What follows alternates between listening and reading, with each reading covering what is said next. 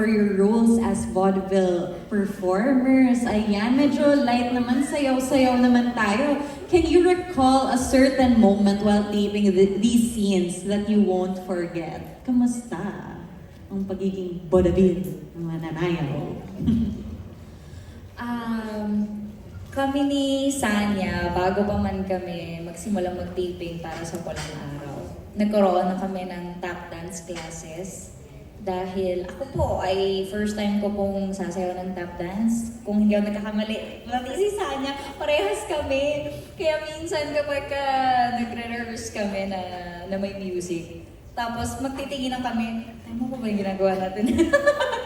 Kasi, pero ang saya ng experience kasi sobrang lapit sa puso ko si Sanya and we both experienced something for the very first time na magagamit namin sa trabaho at sa karakter namin dito sa Pulang Araw. Kaya, very memorable din sa akin ang vaudeville at ang tap dance.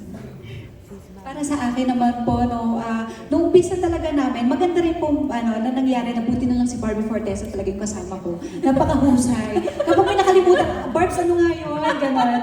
Pero masarap lang sa pakiramdam na nagkaroon kami ng parang challenge kasi ito sa amin pareho. Na wala kaming idea sa pagta-tap dance. Ang mahirap pa dito, siguro pinaka naging challenge namin dito, is kung paano kami magta-tap dance, kumakanta habang nagta-tap dance, umaarte habang nagta-tap dance. Kailangan ng emosyon. At depende sa emosyon kung ano ilalabas namin habang nagta-tap dance kami. So, yun yung pinakamahirap talaga dito na hindi siya biro. At first, akala namin ang bilis lang ng tap dance, parang paa-paa lang.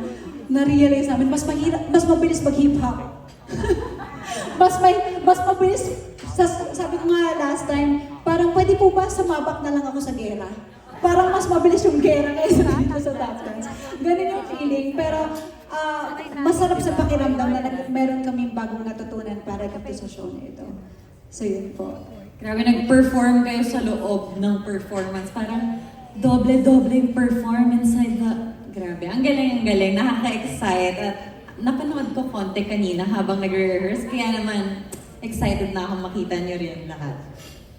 Okay, ngayon, isang tanong ulit para sa... Ako po kanina, nung una ko palang nabasa tong script na to, talagang nagandahan na ako.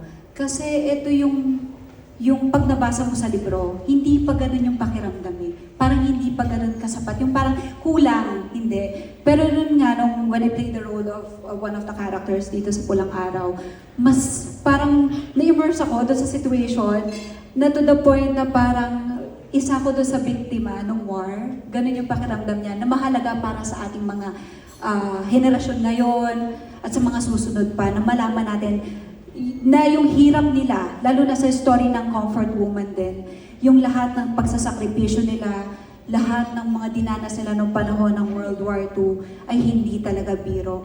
Na mahalagang malaman natin at para magkaroon rin tayo ng, alam mo yun, to give respect, to appreciate and to value kung ano yung freedom na tinatamasa natin ngayon. So, para sa akin yun yung mahalaga para dito, para mapanood nila itong Pulang Araw. Maraming salamat. At talagang